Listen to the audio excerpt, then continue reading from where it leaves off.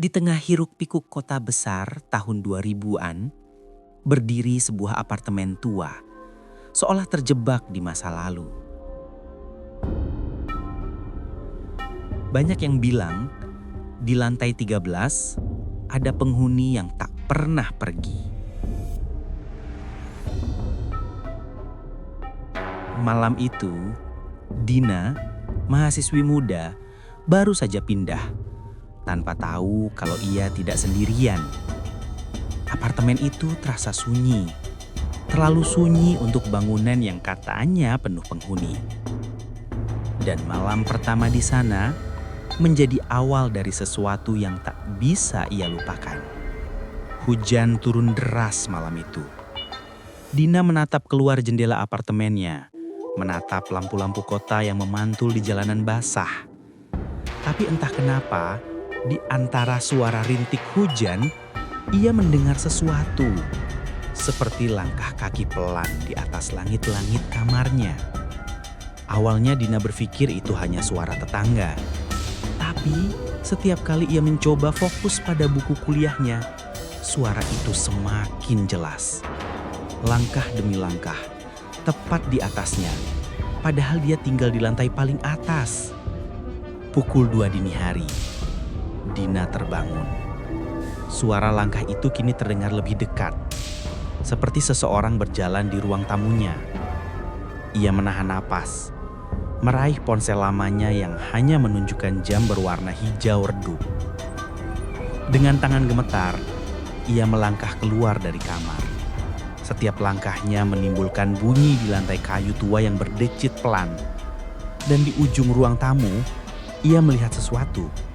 Bayangan perempuan berdiri di depan jendela, memandang keluar dengan rambut panjang menutupi wajah. Dina berusaha bicara tapi suaranya tercekat. Saat bayangan itu berbalik, wajahnya bukan manusia, melainkan wajahnya sendiri, pucat dengan mata kosong menatap balik padanya. Dina berlari kembali ke kamar dan mengunci pintu dengan cepat.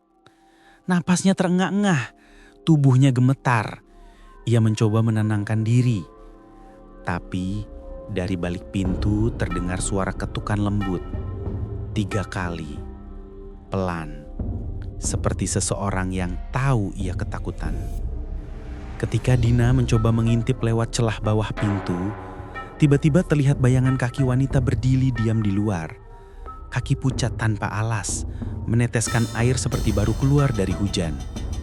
Dina menutup mulutnya agar tidak berteriak. Namun tak lama kemudian, lampu kamarnya berkedip dan dari pantulan cermin di meja rias, ia melihat sosok itu sudah berdiri di belakangnya. Sosok itu mendekat tanpa suara. Rambutnya menutupi seluruh wajah, hanya memperlihatkan kulit putih pucat dan tangan dingin yang terulur ke bahu Dina.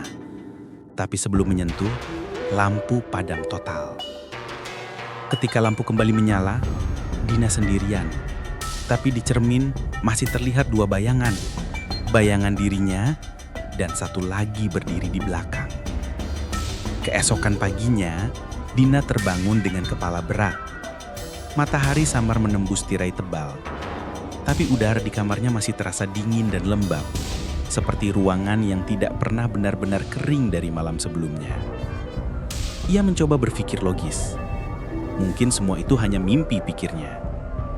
Tapi saat berjalan ke dapur, ia melihat jejak kaki basah di lantai. Mulai dari depan kamar menuju arah jendela. Rasa penasaran mengalahkan takutnya.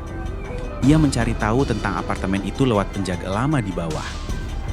Lelaki tua itu menatapnya lama sebelum berkata pelan. "Kamu tinggal di unit 1306. Harusnya lantai itu udah dikosongin sejak 3 tahun lalu. Setelah kejadian itu." Dina menelan ludah, bertanya apa yang dimaksud dengan kejadian itu. Tapi sebelum sempat dijawab, listrik tiba-tiba padam. Semua lampu mati, dan suara lift tua terdengar bergerak naik, meski tak ada yang menekan tombolnya. Dina menatap layar penunjuk lantai yang berhenti di angka 13. Dari kejauhan, pintu lift terbuka perlahan mengeluarkan suara berdecit panjang. Dan dari dalam, terlihat pantulan dirinya sendiri, menatap balik dengan senyum kosong. Dengan tangan gemetar, Dina melangkah ke dalam lift yang kini terbuka lebar. Tombol-tombol di panel berdebu, tapi angka 13 menyala sendiri. Merah menyala seperti bara. Pintu lift menutup perlahan, dan suasana jadi sunyi. Hanya suara napasnya yang terdengar. Angka di layar bertambah satu persatu, hingga akhirnya berhenti di 13. Pintu terbuka, menyingkap koridor gelap yang tak seharusnya ada. Lorong itu panjang, sunyi dan berdebu. Setiap langkahnya menggema, dan udara terasa semakin dingin. Di kejauhan, ada pintu terbuka sedikit, memancarkan cahaya redup kekuningan. Ia perlahan membuka pintu itu, dan menemukan ruangan seperti kamarnya sendiri.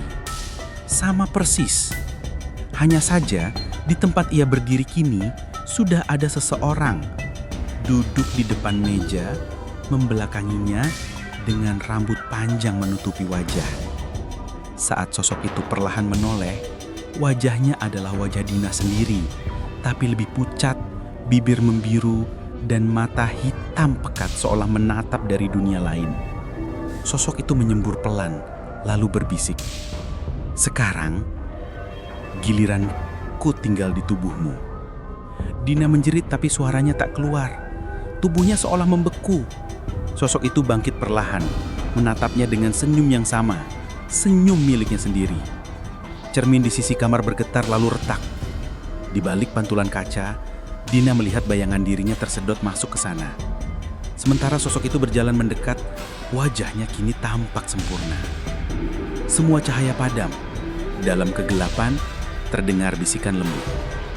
"Sekarang, kamu yang menghuni lantai 13. Saat lampu kembali menyala, kamar itu kosong. Tak ada siapapun. Beberapa hari kemudian, petugas keamanan apartemen membuka kamar itu. Mereka menemukan sekoper, pakaian wanita, dan selembar surat penerimaan mahasiswa atas nama Dina. Dan ketika ia hendak menutup pintu, cermin di kamar itu bergetar pelan, memperlihatkan sosok Dina di dalamnya, tersenyum samar, menatap keluar, menunggu penghuni berikutnya.